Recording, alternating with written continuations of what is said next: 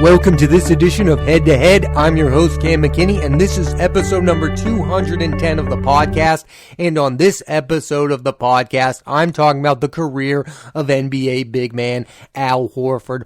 Horford had played in 141 playoff games without ever reaching the NBA Finals. That's the most ever for a player without reaching the finals, and at long last, that streak has come to an end as Horford and the Celtics are currently facing off against the Golden State Warriors in this year's NBA Finals matchup. Before we talk about this year, let's look back at Horford's career. In 15 seasons in the league, he has career averages of 13.7 points, 8.2 rebounds, and is a career 36% shooter from the free-point line. An excellent mark for a big man.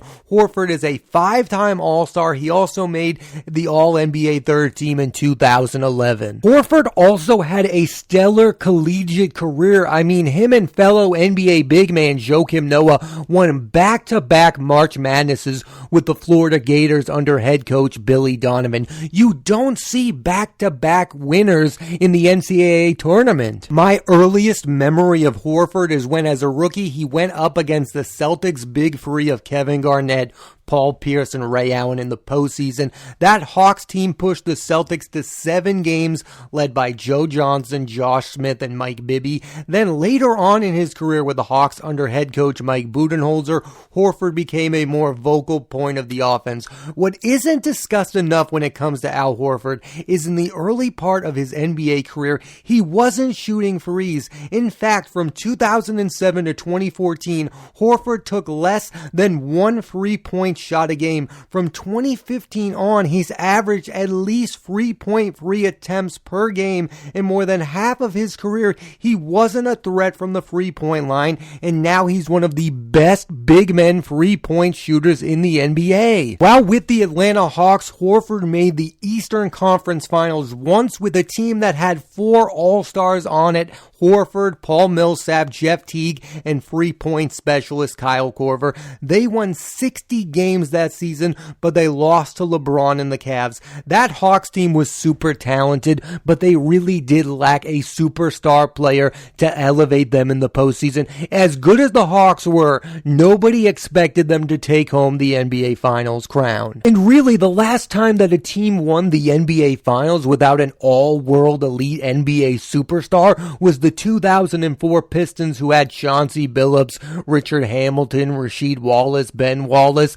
I mean, those guys are arguably Hall of Fame level players, but they're not LeBron James, they're not Kobe Bryant, they're not Michael Jordan. That Pistons team not only beat a team that was full of superstars, I mean, that Lakers team had Kobe Bryant, Shaquille O'Neal, and an aging Karl Malone and Gary Payton. And then the next year, they lost to Tim Duncan and the San Antonio Spurs again in the NBA Finals. In fact, those Detroit Pistons teams made 6 straight trips to the Eastern Conference Finals. That is not something you see in today's NBA. Teams do not dominate the league without an all-world Hall of Fame player. I mean, look at this era of basketball. It's been dominated by LeBron James, Kevin Durant, Steph Curry. Star after star is dominating the league. Horford and those Hawks teams were really good, but no one ever gave them a real shot at winning it all because they were going up against LeBron James. When he finally became a free agent, Horford made a bit of a surprising move, signing with the Boston Celtics to a 4-year, $113 million contract. Boston has never been viewed as a free agent destination in the NBA, and in his first 2 seasons with the Celtics, they made the conference finals each year and lost to the Cavs. His first trip was with Isaiah Thomas, and the second trip was without Kyrie Irving, who was on the Celtics, and Gordon Hayward, who was out due to injury. The Celtics were led by Tatum, Brown, Horford, Marcus Smart, Terry Rozier, and Marcus Morris. That's what's super interesting about Horford's career. He went from a Hawks team that was really good to a Celtics team that was filled with superstar players that had expectations of winning the NBA Finals, and it didn't happen for him. I mean, so much chaos happened in that time period. Kyrie Irving was giving weird interviews to the media. the team was definitely not getting along. Gordon Hayward was upset with his role on the Boston Celtics, and following the 2018-19 season, Horford opted out of his contract with the Celtics and signed with the Philadelphia 76ers, signing a 4-year, $97 million contract. Horford and the 76ers were never a good match from the get-go because they already had Joel Embiid, and in today's NBA, you don't need two big men. In fact, in recent years, it has failed miserably, with the Pelicans pairing Anthony Davis and DeMarcus Cousins. The Pistons paired Blake Griffin and Andre Drummond in Detroit. This is not the NBA where you can have Tim Duncan and David Robinson or Akeem Olajuwon and Ralph Sampson. In today's NBA, it is all about spacing and free-point shooting. Horford is decent from free, but he should never be your number one option from beyond the arc, and that's what the 76ers tried to make him. They basically tried to replace J.J. Redick with Al Horford. Horford then spent 1 year in OKC where he played well until he was benched to give minutes to younger players. In this past offseason, the Celtics and Thunder swapped Horford and Kemba Walker. These were viewed as two of the worst contracts in the NBA. During the regular season for the Celtics, Horford was a solid player. He averaged 10.2 points per game, 7.7 rebounds per game, his most in 7 years. It's been in the postseason where Horford has really played like his former all-star self for the Celtics. In their 4-game sweep against the Brooklyn Nets, Horford shot an unworldly 60% from free. In Game 5 of their 7-game series for the Bucks, Horford had a 30-point game and had an iconic dunk over two-time MVP Giannis Antetokounmpo. And in Game 7 of the Eastern Conference Finals versus the Miami Heat, Horford had a 14-rebound game and defended Jimmy Butler's free-point attempt that would have won the game for the Miami Heat. In a way, Horford saved the Celtics season. Another thing about Horford's return to the Boston Celtics is when he was here, there was a lot of debate about Horford being a max player. I mean, this was a guy that was once dubbed Average Al by radio host and former baseball player Lou Merloni. The debate was really, why are you giving a max contract to a guy who averages 13 points per game? Because when we think of max contracts in the NBA, we think of a guy like Jason Tatum. We think of a guy who averages 25 points per game, who's going to take the game-winning shot. And I understand that because we grew up with these people. We grew up with the Larry Birds. We grew up with the Michael Jordans, the Magic Johnsons. The lore of what a max player is in our minds is that. And I truly understand the argument that Al Horford is not an all-time great player. But my argument to that is this. Guys are getting more and more money in today's professional sports world. That is just happening. You are seeing a lot of guys who are getting paid a lot more money than they should be. And what a max player is now is not what a max player used to be. Tobias Harris is making $80 million for the Philadelphia 76ers. In my mind, Tobias Harris is not a max player, but he was able to leverage that contract. It also always seemed like people were pretending that Al Horford was the only max contract on the Boston Celtics. While Horford was with the Boston Celtics, they also had Kyrie Irving. They also had Gordon Hayward. I don't know why we were always acting like Al Horford was the lone max contract that the Celtics ever gave out. And let's not all pretend that the Boston Celtics were the only people who were ever going to give Al Horford a max contract. The Celtics weren't the only team interested. There were other teams interested. In fact, after he left the Boston Celtics after being dubbed Average Al, the Philadelphia 76ers gave him $97 million. Was that a bad contract? Absolutely, but that's how the NBA viewed him. Being a max player in today's NBA does not mean you're going to average 25 points per game and average 10 rebounds per game. That is not how it works. There are going to be so many guys who you don't view as max players who get max contracts, and you're just going to have to deal with it. I think Al Horford was wrongfully criticized for being a max player. We looked at his contract and we said, well, this guy makes $30 million a year. He needs to average 25 points per game and lead the Celtics to victory. That's not why the Celtics brought Al Horford to their team in the first place. The other thing is, the Celtics never wanted Al Horford to be their best player. They wanted to bring bring him in to get other superstars to want to join this team. Kevin Durant wanted to play with Al Horford. I think Kyrie Irving wanted to play with Al Horford. Gordon Hayward wanted to play with Al Horford. Al Horford was a stepping stone to get other stars attracted to your team. And guess what? It worked. All those stars came to your team. It failed because you didn't win. But not 1 second when the Celtics were trying to get Al Horford to join the Boston Celtics did they get that guy to average 20 points per game and 10 rebounds per game. They brought him in to attract other stars, and it worked. It says a lot about Al Horford that he's the veteran player that helped Brown and Tatum finally make it to the NBA Finals. It wasn't Kyrie Irving, Kemba Walker, and it wasn't Gordon Hayward. And the reason is Horford is being a leader to these younger players, while those other players who are great saw Tatum and Brown as threats. And that's why I think this marriage between Horford and Brown and Tatum really worked, because he does not see those guys as threats. He sees them as the better players. He sees himself as a role player on this team. He is a very good role player, an all-star caliber role player, but Al Horford was never brought in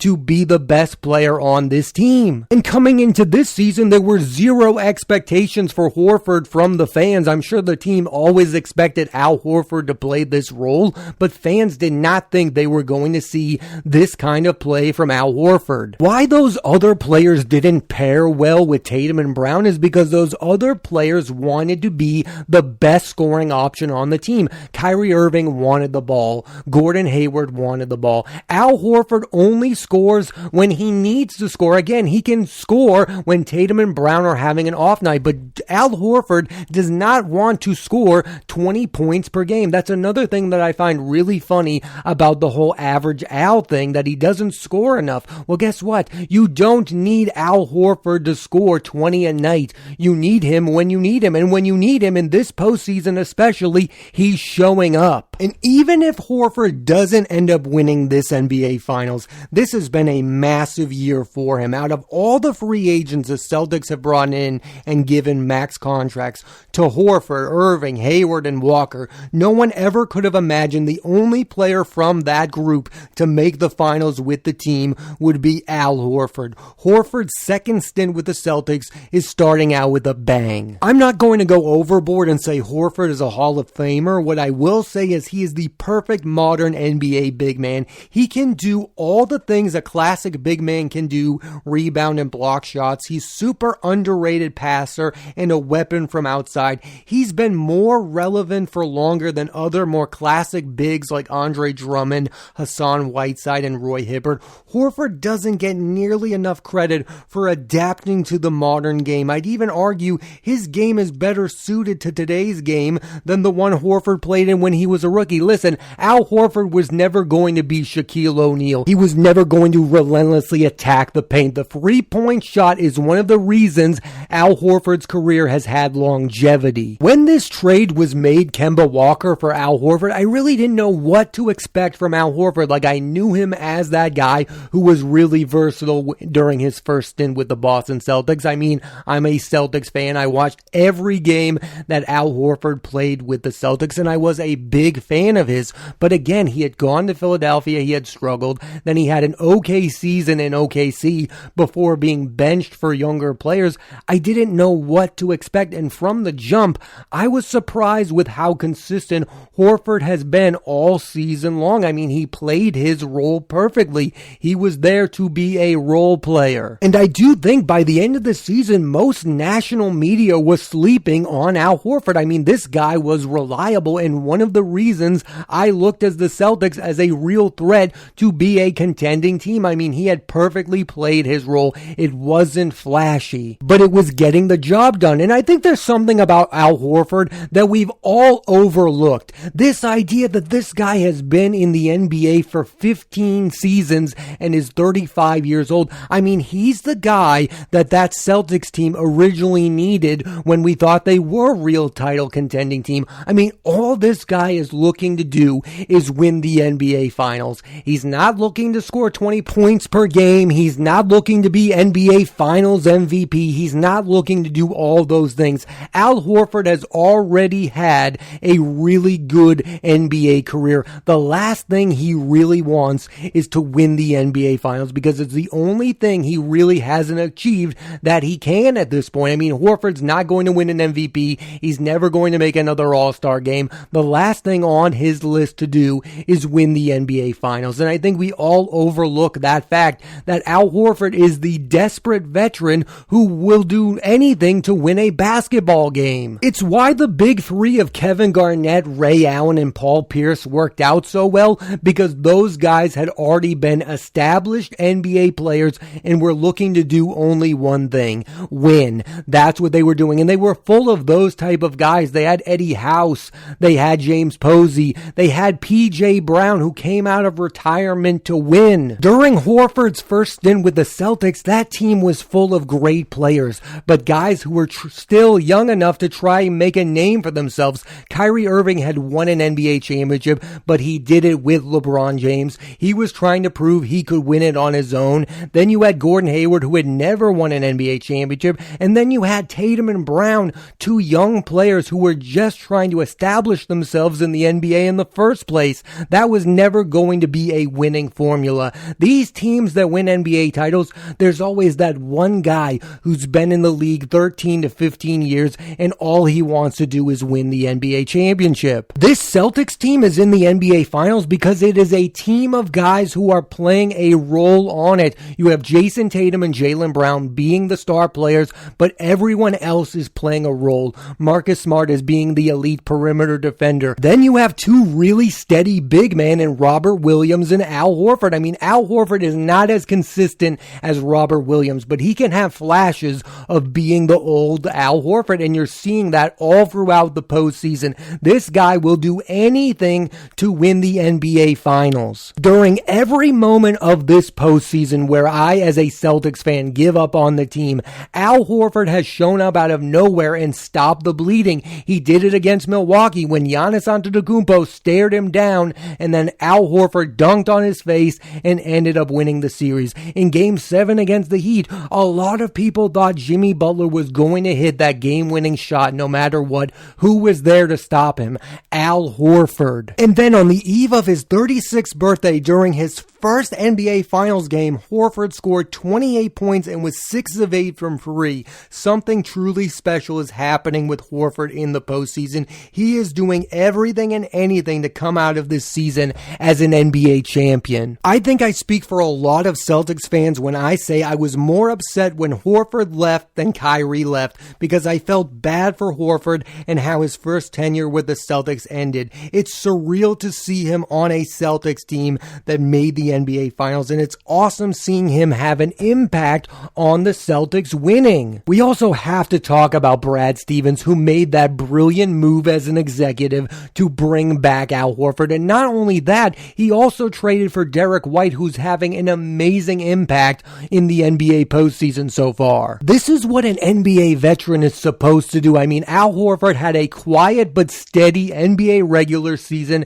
and then he upped his game during the postseason. I mean, no one could have expected this. I mean, yes, I watched the Celtics all year long, but I never would have thought that Al Horford would have shown up the way he has during this NBA playoffs. And now I want nothing more than for Al Horford to be NBA Finals MVP. I think it would be an amazing end to this season for Horford, and I do think that if that happens, he should probably consider retiring. I mean, this would be the perfect ending to a career for Al Horford. I mean, this is the type of run that could get Al Horford to the Hall of Fame. I know that sounds crazy. I know a lot of you still think of him as Average Al, but what he is doing is way above average. I mean, people are writing articles about how he's better than Draymond Green at this point, and they're saying that Al Horford is worth his $26 million salary next season. I mean, this is something we never would have uttered at the beginning of this postseason. I mean, we all thought